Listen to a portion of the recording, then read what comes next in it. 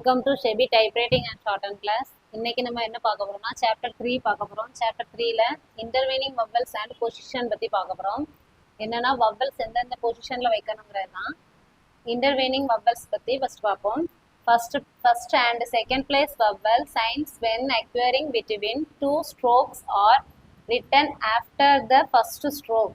என்னன்னா ரெண்டு ஸ்ட்ரோக் வருதுன்னா ரெண்டு ஸ்ட்ரோக் தொடர்ந்து வரும்போது அதில் ஃபர்ஸ்ட் பிளேஸ் வவ்வல் வந்ததுன்னா நம்ம என்னதில் வைக்கணும், ஃபர்ஸ்ட் ஸ்ட்ரோக்குக்கு பின்னாடி வவ்வல் வைக்கணும். இப்போ அதுக்கு எக்ஸாம்பிள் என்னன்னா டாக்னு சொல்லும்போது நம்ம இங்கே ஃபர்ஸ்ட் ஸ்ட்ரோக்குக்கு பின்னாடி வவ்வல் இருக்கு. அப்போ மேலே ஃபர்ஸ்ட் எழுதி கே டாக் எழுதி இதில் இந்த ஏ வவ்வலை ஃபர்ஸ்ட் ஸ்ட்ரோக்கை ஆஃப்டரில் டேஷ் வவ்வல் போடணும். அப்போ டாக் கே எழுதி ஏ வவ்வல். அப்போ ஏ யூஸ் பண்ணிட்டு அடுத்து டாக் கே யூஸ் பண்ணப்போ டாக். நெக்ஸ்ட் கேட்னு இருக்கும்போது ஃபர்ஸ்ட் ஸ்ட்ரோக்கு பின்னாடி வவ்வல் இருக்கு. அப்போ கே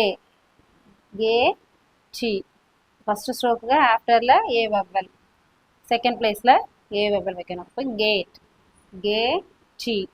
கேட். நெக்ஸ்ட் என்னன்னா தேர்ட் பிளேஸ்.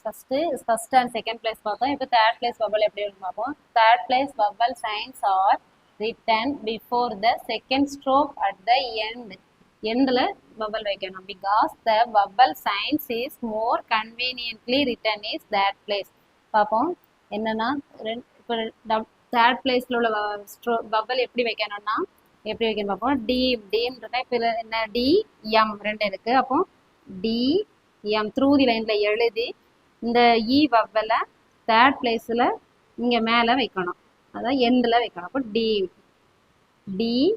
எம் எண்டில் வவ்வல் வைக்கணும். இப்போ அடுத்து டிம் எப்படின்னா எம் லைட் ஸ்ட்ரோக் தேர்டில் எண்டில் வைக்கணும். நெக்ஸ்ட்டு ரீடுன்னு சொல்லும்போது ரெண்டு இருக்குது. இப்போ த்ரூ தி லைனில் எழுதுங்க. தேர்ட் பிளேஸ் ஆனதால த்ரூ தி லைனில் ரீடு. இப்போ எண்டில் டார்க்காக வவ்வல் வைக்கணும். நெக்ஸ்ட்டு ரிட்ன்னு சொல்லும்போது இப்போ லைட் சவுண்ட். அப்போ லைட்டாக வைக்கணும். ரெட். நெக்ஸ்ட்டு பூல்னு சொல்லும்போது பிஎல் ரெண்டு இருக்கு. இப்போ பிஎல். இப்போ வவ்வல் டார்க்காக எண்டில் வவ்வல் டேஷ் வவ்வல் போடணும். நெக்ஸ்ட்டு புல்னு சொல்லும்போது பிஎல் வந்து லைட் சவுண்ட். அப்போ பிஎல் போட்டு light dash vowel. Next position and outlines. எந்தெந்த பொசிஷனில் என்னென்ன அவுட்லைன் போடணும் நம்ம ஏற்கனவே தெரிஞ்சது தான், இருந்தாலும் ஒருக்கா சொல்கிறேன். The first position is above the line. நமக்கு இப்போ ஒரு லைனில் ஃபர்ஸ்ட் பொசிஷன் எழுதுனா நம்ம லைனுக்கு மேலே அபவ் தி லைனில் இங்கே எழுதணும், அதான் சொல்லியிருக்கு. Next the second position is on the line. லைனில் மேலே லைனுக்கு இல்லை லைனில் அப்படி மேலே எழுதணும். Next the third position is through the line. Line இருக்குன்னா தேர்ட் வவ்வல் வந்துன்னா நம்ம என்ன செய்யணும், த்ரூ தி லைனில் எழுதணும். இப்படி இப்போ எல் போடணும்னா இப்படி த்ரூ தி லைனில் இப்படி எழுதணும். நெக்ஸ்ட்டு நம்ம அந்த ஃபர்ஸ்ட் பொசிஷன் உள்ளதுக்கு எக்ஸாம்பிள் பார்ப்போம். when the first sounded vowel in a word is a first place vowel, the outline is written in the first position. First place vowel வந்ததுன்னா எப்போவுமே நம்ம என்ன செய்யணும், அபவ் தி லைனில் ஃபர்ஸ்ட் பிளேஸில் தான் எழுதணும். எக்ஸாம்பிள் என்னன்னா பாம் சொல்லும்போது பிஎம். இப்போ ஃபர்ஸ்ட் வவ்வலாக்கும் இருக்குது. அப்போ என்ன செய்யணும், பிஎம் டேஷ் வவ்வல் பாம், இங்கே டேஷ் வவ்வல் போடணும். நெக்ஸ்ட்டு டாக்னு சொல்லும்போது இதுவும் ஃபஸ்ட்டு தான். இப்போ கே இங்கே டேஷ் வவ்வல் ஃபஸ்ட்டு பிளேஸில் போடணும். நெக்ஸ்ட்டு காட்னு சொல்லும்போது கே அதாவது டி இங்கே டேஷ் வவ்வல் காட். நெக்ஸ்ட்டு ராடுன்னு சொல்லும்போது அப்வர்ட் ஆர் ஃபர்ஸ்ட் தொடக்கத்தில் இருக்கனால அப்வர்ட் ஆர் டி இங்கே டேஷ் வவ்வல் ராட். நெக்ஸ்ட்டு ராட்னு சொல்லும்போது இங்கே டபிள்யூ இருக்கனால நம்ம வே போடக்கூடாது, ராட் சவுண்டை மட்டும் தான் பார்க்கணும். அப்போ ஆரும் டி ஃபர்ஸ்ட் பிளேஸில் dash vowel rat. Next second பொசிஷனில் எப்படி வரும்னு பார்ப்போம். எக்ஸாம்பிள் பேக்குன்னு சொல்லும்போது கே. அப்போ செகண்ட் பொசிஷன் ஆனதுனால நம்ம ஆன் த லைனில் தான் எழுதணும். அப்போ கே பேக் செகண்ட் பிளேஸில் புள்ளி வைக்கணும். நெக்ஸ்ட்டு ஷேர்னு சொல்லும்போது செகண்ட் பிளேஸில் இஷ்ஷும் ஆரும். இப்போ இஷ் ஆர் செகண்ட் பிளேஸில் தான் எழுதணும்.